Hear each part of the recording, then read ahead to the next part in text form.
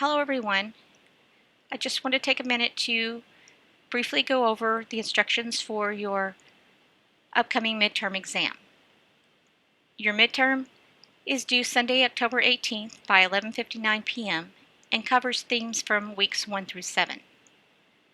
You will need to submit your exam as a Word document on Canvas via the assignment submission link. If you do your exam in Google Docs, make sure you save it as a Word doc before you submit it. And just a word of caution, do not do your exam in the Pages program or application because Canvas does not read those type of documents very well. Your midterm consists of one essay worth 50 points. And you will answer one of the 3 questions I have listed below. Only choose one and only answer one question. Do not try to answer a little bit from all 3 questions.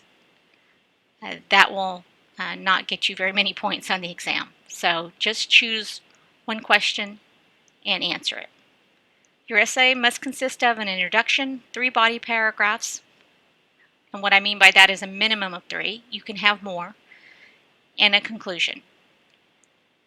Your essay must include a thesis statement, supporting evidence from the material provided in this course, including your textbook, lectures, films, websites, source analysis, etc., to support your thesis statement.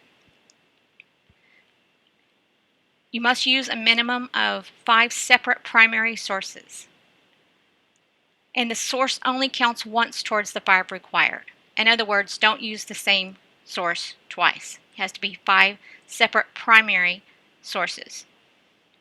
You may consult lectures and your textbook to answer the essay question. However, they do not count as part of the 5 required sources. What I mean by this is you're going to have to consult your lectures and your textbook. And your essay will include information from your lectures and your textbook.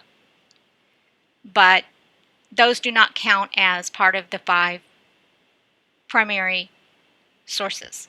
Because if you think about it, a textbook and lecture are both technically secondary sources. But you must cite all of your sources. So if you use the textbook, you need to cite it. If you use a lecture, you need to cite it. And you need to cite it both in the body of your essay, such as using an in-text citation, and as part of the works cited page. You need to explain your sources in your own words and don't just quote.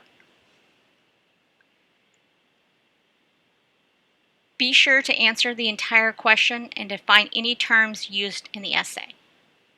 Pretend that I don't know what you're talking about. If you state a particular word or term in your essay, you need to explain it. And you'll need to cite those sources using MLA style and include a works cited page, as I mentioned. And don't just visit the internet and try to copy and paste your answers. You should have enough information in the course materials to answer these questions. And here are your choices. The first question is about the Chesapeake Colony, it's also known as Virginia Jamestown. So in your answer, be sure to explain their economic, including labor, political, and social systems. Also, be sure to explain their religion and relationship with Native Americans. By economic, I mean money and labor. And by political, I mean government and law. And then social systems is basically the people, how do they interact with each other and so forth. Question number 2, you want to describe the New England colony or the Massachusetts Bay. In your answer, be sure to describe their economic, including labor, political, and social systems, including personal relationships. And just a hint, don't forget to include the role of religion played in their society, because that's extremely important in the New England colony. And then also explain their relationship with Native Americans. And then your third choice is explain the American Revolution, including social, economic, and political aspects. Also, some historians refer to the American Revolution as the People's Revolution. Using the primary sources provided in the course, explain how the American Revolution was a people's revolution. People's Revolution note, be sure to include the groups and what they wanted from the American Revolution. Just don't say the People's Revolution was about the people, or start listing off all of the founding fathers. This question was written for a specific reason.